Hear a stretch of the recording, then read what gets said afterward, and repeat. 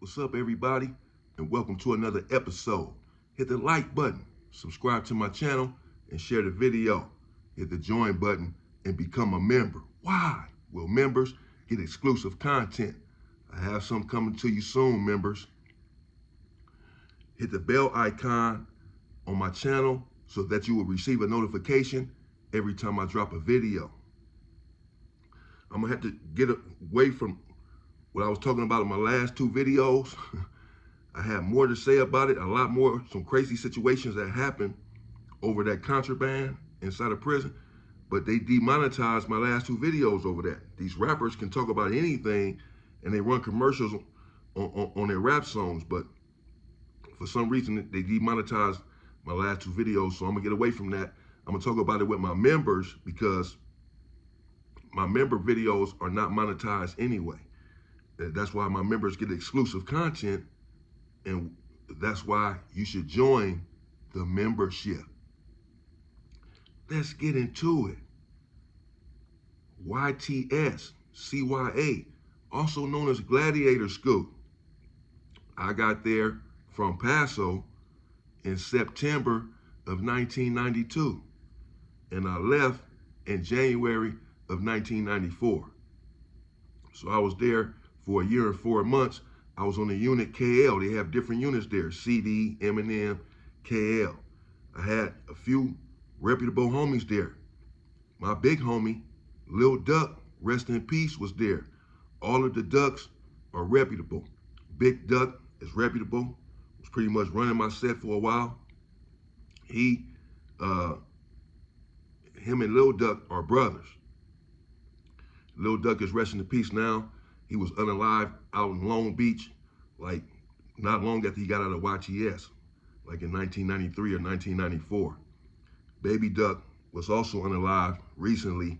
Many stories about Baby Duck. Somebody asked me on the live last night, do I have stories about Baby Duck? Well, of course, since he was one of our main homeboys, because he was so strong. At any rate, and I'll get into some of that. YTS, they had football fields right there in YTS. We used to play football with helmets, football pads, like regular players, NFL players. Had the full gear. We had teams and we'd play against each other. Basketball teams as well. K&L against M&M and all these different teams. We'd go to the gym and play. So we used to practice playing basketball. In YTS, you had to be 18 years old to be in YTS. And once you hit 25, you're supposed to leave and go to prison. And so there were 18 to 25-year-olds there. So a lot of young dudes banging their hoods. This is in the 90s. Like I said, 92, 93, and 94. So gang banger was different. And a lot of young dudes in there who were strong, bursting with energy. And that's why they had the sports force. They also had TVs that we can buy. We can have TVs right there in the cell. So the programming began even at a young age with this incarceration, because the TVs are designed to keep you mindless and numb and forgetful of the fact of who the real opposition is and who the people are that are holding you captive. And they understand that it's a miserable situation being in prison or being inside of CYA, being inside of a cell, period. It's unnatural. Even though I understand that some people, they have it coming for the crimes that they commit. It's still an unnatural thing. And so when you're young and bursting with all of that energy and strength, you have to exert it somewhere and somehow. But if you have a TV in your cell, sometimes that will help to subside some of the anxiety and angst that you may feel from the torture that you experience on a daily basis. The powers that be understand this. And so they allow TVs in there. And I'm sure that sometimes that quelled some of the violence. However, since we were all young and bursting with energy, and we took some of it out on the football field, I'm sure they had sports there in YTS for the same reason that they had TVs, to help quell the violence and the energy that we had, to take it out on the basketball court and the football field. And we were doing just that. And there were a lot of fights going on in YTS. There on KL, we had a basketball coach who was also a staff member there on KL, which, you know, would consider a CO or whatever, the Popo. He was a black dude. I believe his name was Holmes, Mr. Holmes, but he was real cool. Tall dude with glasses. And he used to let us squabble in the gym at practice sometimes. If you get into it, he didn't want us fighting, but he ain't gonna hit the button, hit the alarm and nothing. He'd tell us, man, y'all go in there and get it over with so we can get back to playing basketball, being a team, and loving each other as brothers, basically. And so we go in the bathroom, and they had big showers in there, so it was a big space, and people would get it in. And we continue on with our practice. That's when we used to practice inside of the gym. Sometimes we practice right there on a rec unit on K&L. It's just like Paso, I was saying, the yard/rec unit is right behind the building. It's attached to the building. Back there, too, just like Paso, they had weights and a basketball court and somewhere for you to sit down. And we used to go out there and practice sometimes, or sometimes we'd walk and go to the gym and practice. Now, when I got there to KL, there was a guy there from Bounty Hunter named Fred Dog. I don't even know which Fred Dog he was. He might have been big or little. And he was one of the older ones there. I was 18 when I got there. And so Fred Dog, from my understanding, he was known as a bully. He was a tall, dark-skinned dude. He had some weird thing going on with his hair. I don't know if it was a perm, a finger wave, or all of the above. But he had it slicked back, or it might have been a shag or something. I don't know. But he had a menacing look. And he was I wasn't as big then as I am now. I was still a big dude, of course. But I was smaller. I was 18 years old. I've grown some since then. But I was still a big dude, and he was just a bit shorter than me. And he had a menacing look. And he used to walk around menacingly. And he was known, at least in the unit, as a bully. They said that he used to bully his teammates on the basketball court and on the football field. Even though we would just be practicing against each other, he'd hit you hard and take you in the paint in the basketball court, slam you down and this and that. Now, Kobe and Jordan had domineering personalities. And for the most part, that was because, particularly with Kobe, he wanted to win so bad. The Black Mamba attitude. He just was so passionate about the game because he wanted to win. That wasn't the case with Fred Dog, from my understanding. He was just a bully. From my understanding, he could not care less if the team won or lost.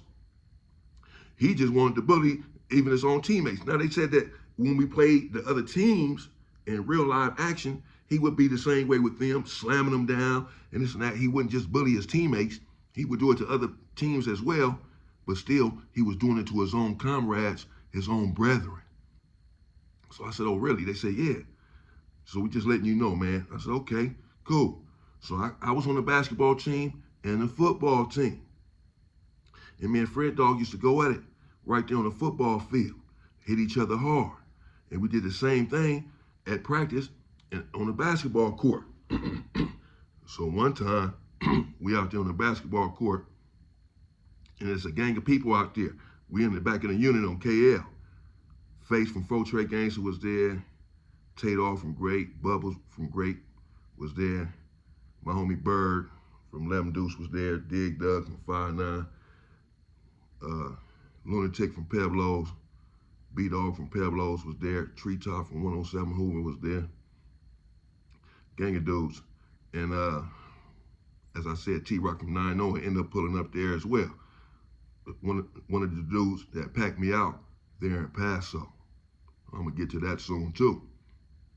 Also, this dude Fred Dog had got into it with the neighborhoods one day at practice in the gym. He got into it with Petey Wack from 60s. And there was a lot of bloodshed right there in the gym. I'm gonna have to tell that story tomorrow after I finished this one today concerning this same guy, Fred Dog. From my understanding also, Fred Dog is now deceased. He was unalived. I have not confirmed that. Let me say that now. He might be watching this. So I don't want to be talking about somebody's unalive and he's sitting there watching this talking about, man, what you talking? I'm right here. I ain't dead. I don't know. But someone did tell me that some years ago, many years ago actually, that he was unalive when he had got out, or at some point he had got unalive. Someone told me that. I don't know for sure. I haven't heard anything else about it or about him since then. So perhaps it's true. I don't know. At any rate, one day we're out there practicing, playing basketball in the back of the unit on KL. And our coaches out there, but there are other COs out there as well, because they're also just running rec. We're not just out there to practice. Sometimes it just be the basketball team out there just practicing. Sometimes they just running rec for the whole unit. So everybody's out there. But we just happen to be practicing on one side of the basketball court. We asked them, could we get to court to practice? We had a game coming up. So we over there practicing. And I'm just playing hard the same way that Fred Dog plays hard, the same way that the whole team plays hard. But Fred Dog, he's in there, and I see what they're talking about with this bully stuff, what he's doing. He's not trying this stuff with me. But I'm in there playing hard like anybody else, and like he's doing. And so one time, he go up for a rebound, and I go over his back, and he almost fall down. So he jumps up, like he didn't fall all the way down, just like went down on his hand. He turned around, he's like, man, woo. I'm like, man, what, man? Man, we playing back, we practicing, we playing hard. So the coach like, man, y'all chill out, and everybody else like, man, y'all chill out. Like, yeah, y'all better tell him to chill. So like, they better not tell me nothing. I'm like, man, whatever then. What's happening? You know what I'm saying? So he got his fist balled up. I see his right hand is balled up, and he's sitting there mean mugging me. He ain't saying nothing else, like he huffing and puffing. I said, this dude looking like he about to swing. So I'm about to fire his shit up. Then the homie come and grab me, and somebody grab him, right? So I'm like, man. So it is only because there are other police out there. Had it just been my coach, we could have squabbled right then and there, like I said, and that would have been that. But since there's other police out there, he's only showing out, as far as I'm concerned, because the whole yard has stopped now, stopped lifting weights and all that. They're looking. They've probably been waiting on somebody to get down with this dude. And I'm talking about this silent out there, right? So I'm like, man, this dude, so they grab us. So he like, man, he's still talking. I ain't saying nothing. So he like, man, we gonna get down, bro. We can get down, you know what I'm saying? Now, I'm in mechanics class. They got trades there in YTS, okay? And they got different trades. I can't recall all of them. I had to ask Dubs, but I'm in mechanics class. And we got a cool teacher back there, an older black dude named Doc. I'm gonna get into him one day, man. Cool dude. And he used to let us squabble back there. Squabbles going down everywhere in Gladiator School and YTS. We had many places to squabble and get away with it. And there were many squabbles happening. Not many issues or conflicts involving weapons. We were all young and not going there with it, but a lot of fights. And Doc used to let us squabble right there in mechanics class. Fred Dog, he was in a class a couple of classes over, and he knew that squabbles used to go down right there in my class. So he tell me, man, we gonna squabble. Either I'm gonna come to your class and we gonna squabble, or we gonna squabble the next time we have practice, whichever one come first, where we have practice at the gym, where we can squabble and get away with it, because we can get away in my class or in the gym. I'm like, all right, bet. I'm hoping it's gonna be in the gym, so we have some room right there in the shower. Because right there in my class, we can have a little room in one of these little rooms I got, but we want to be in the front with it, because our gates used to be open and people be passing by. So we used to have to go in the back. It was a little bit smaller back there to squabble. And I wanted some room with the dude to get it in with him, all right, with him and this little fake perm. So so I'm like, all right, bet, bro. You know what I'm saying? Let's wait till we have practice so we can get right there in the shower and get it in. He's like, all right, bet. We gonna do that then. Now, remember, as I said, he done already got into it with Petey Wack from 60s. In fact, wait a minute. The situation with Petey Wack had not happened yet. The situation with me and Fred Dog get squabbled, this happened first. And a little while after that is when the situation with him and Petey Wack happened. And some other dudes got involved right in the gym, right then and there. Petey Wack homeboys and Fred Dog homeboys, and they went up and it was blood. It was crazy. As I said, I'm gonna get into that tomorrow. But now Fred Dog, so we agreed that we was just squabble right there in the gym at practice. And our coach, he already see what's going on. He told us, it's good, man, y'all get that over with. He put his stamp on it.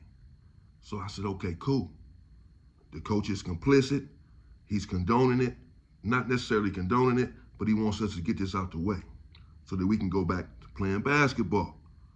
And I want to get it out with the way with this dude, because I do believe he's a bully, and he done balled up his fists on me, and I'm not scared of him.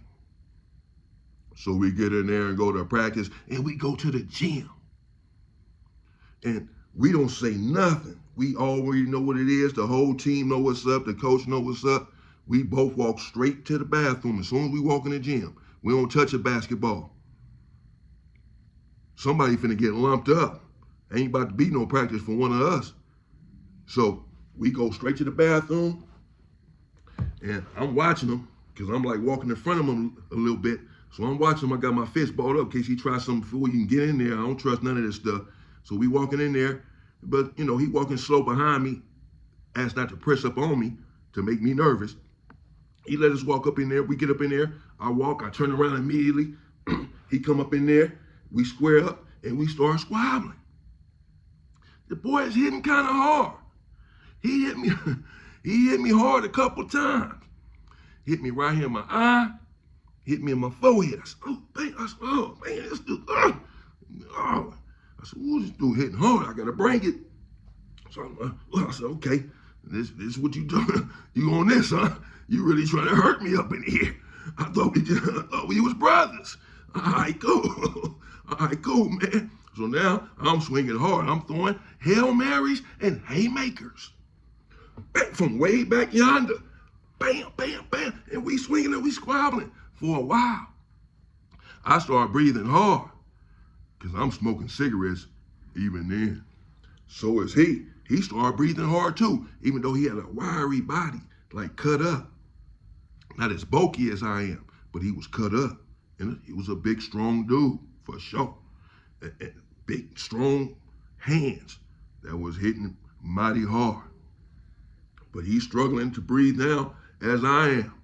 So we both sat down for a minute. Swear to God, we both sat down. And the coach came back there and said, man, y'all good? I said, man, let's get it in one more time, bro. I said, let's just squabble one more time so we don't have no more problems. He like, man, if you want to, we can, bro. But you know what I'm saying? I ain't tripping. I said, yeah, let's just do it one more time, bro. You know what I'm saying? So we don't have no more problems because we both got tired right there. We wasn't really finished. Because that dude that hit me hard, and I wanted to daze. I'm like, man, I got to get this dude. I ain't feel like I got him. That's really what it was. So he's like, all right. So the coach said, all right, man, real quick. So I said, all right. So we jumped up and went at it again real quick. And I threw a good one. I did get one good, bam, bam. I got a good one in on him. And he stumbled back. I said, okay, now we good. You good? He said, yeah, we good. We shook hands, and that was it. And we went out there, and we continued on with our practice. And we never had any more problems. And that was it with me and Fred Dog from the Nixon Gardens, from Bonnie Hunter. But my people, my people from Nixon Gardens, my family, I know them. I used to be in the Nixon Gardens, bro. So I ain't got nothing against the Bonnie Hunters. Just me and Fred Dog had that issue. Again, I'm not the only one that he had an issue with.